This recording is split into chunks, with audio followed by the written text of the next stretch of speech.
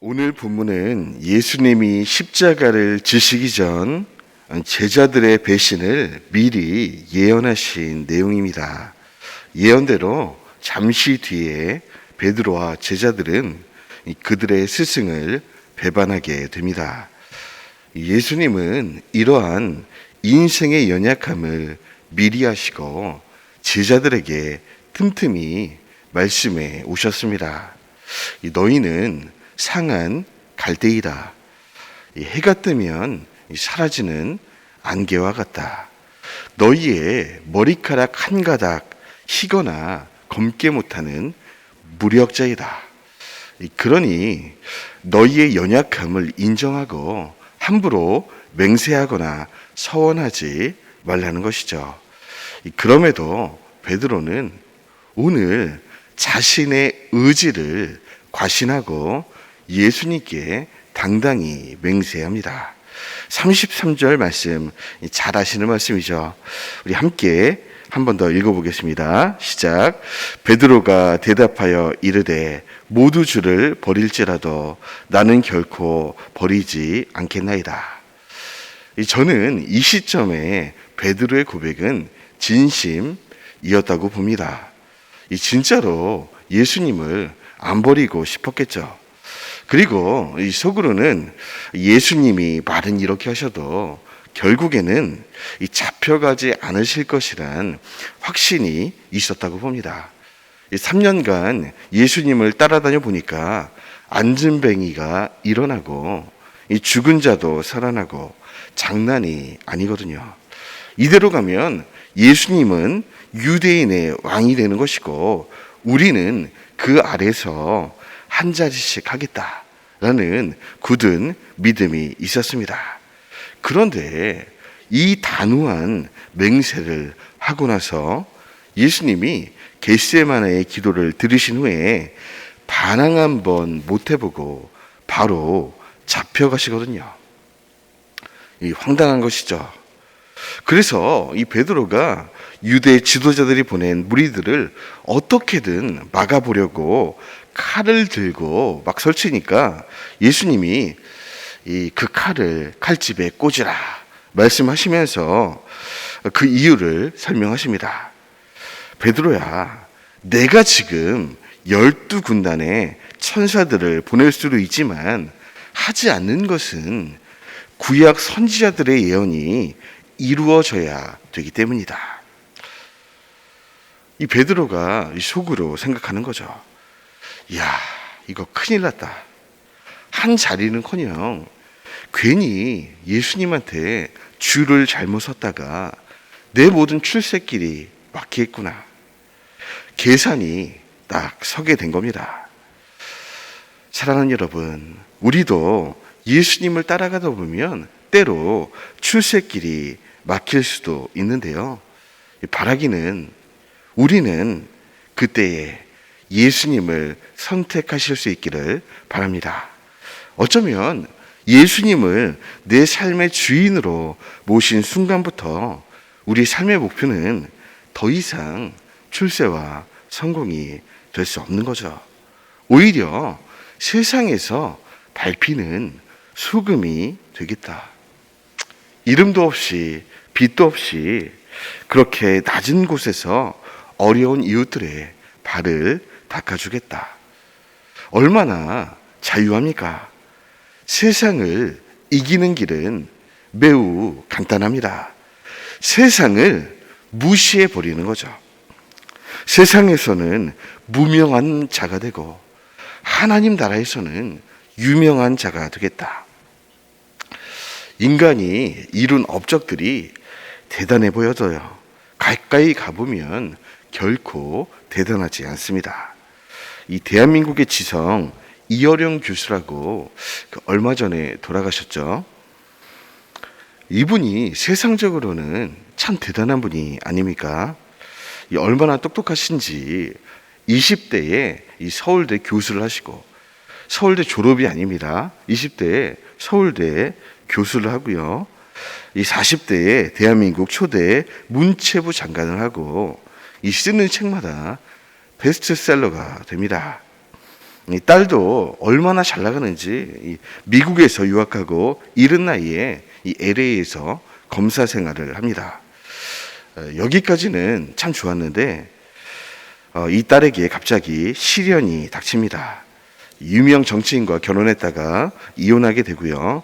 얼마 후에 갑상선 암이 걸렸는데 생각보다 상황이 심각해져서 실명의 위기에 가게 된 것입니다.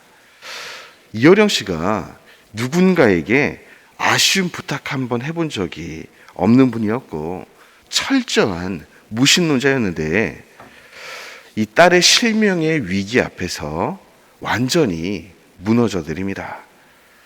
내 지성과 능력과 의지로 안 되는, 도무지 해결할 수 없는 인생의 막다른 절벽을 처음으로 경험한 것입니다.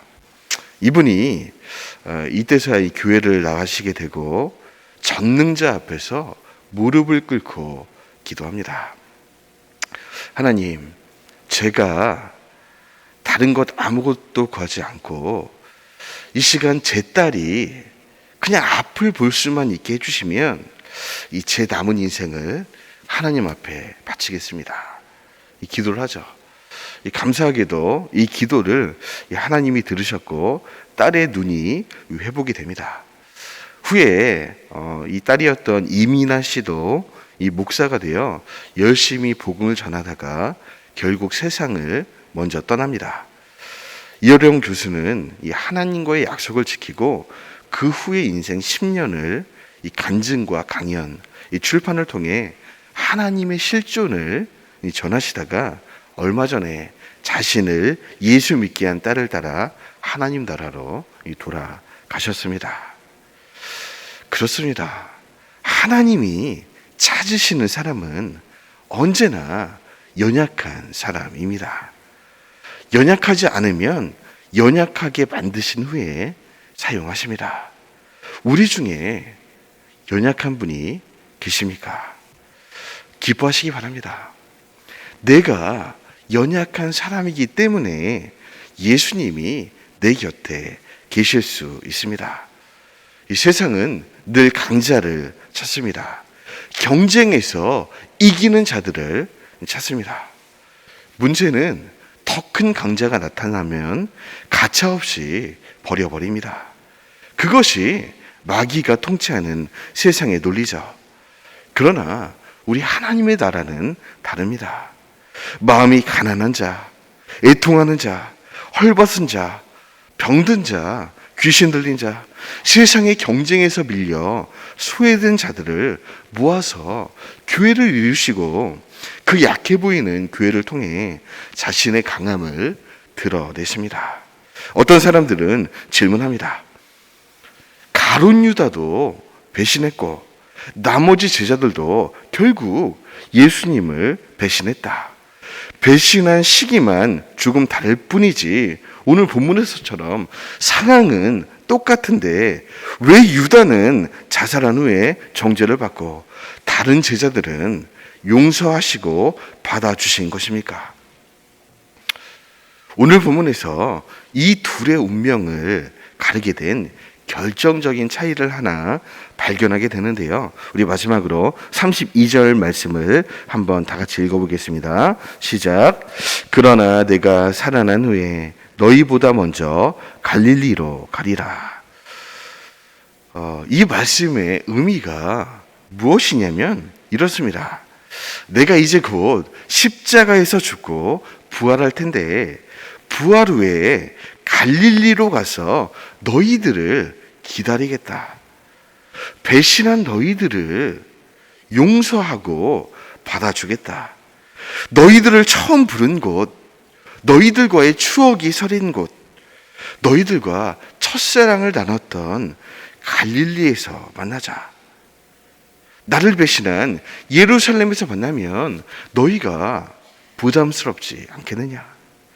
거기서 갈릴리에서 다시 새롭게 시작하자는 것입니다. 그런데 가룟 유다만 갈릴리로 가지 않았습니다. 이 가룟 유다는 12제자 중 유일하게 당시 정치 경제 권력의 중심이었던 유대 땅에서 태어났습니다. 쉽게 말해 서울 출신입니다. 그렇게 당시 세상의 중심에서 자라 세상적 가치관으로 자라오던 이 가룟 유다는 머리가 비상하고 셈에 밝아서 12제자들의 모든 재정을 관리했지만 이상하니 마치 돈과 권력 앞에 계속 비굴하고 약한 모습을 보입니다. 결국에 자신의 성공을 위한 사다리로 선택했던 변방의 정치 지도자 예수님의 실패 앞에서 자신의 인생도 같이 정리하게 됩니다. 갈릴리로 오라는 예수님의 용서의 초청을 끝내 거부한 것입니다. 정리해보면 예수님이 가룟 유다를 버린 것이 아니라 가룟 유다가 예수님을 버린 것입니다. 반면에 한 명도 예외 없이 갈릴리 마을의 시골뜨기였던 나머지 11 제자들은 비록 면목이 없지만 죄송하지만 입이 10개라도 할 말이 없었지만 예수님의 용서의 초청 앞에 아멘으로 화답하고 갈릴리로 달려갑니다.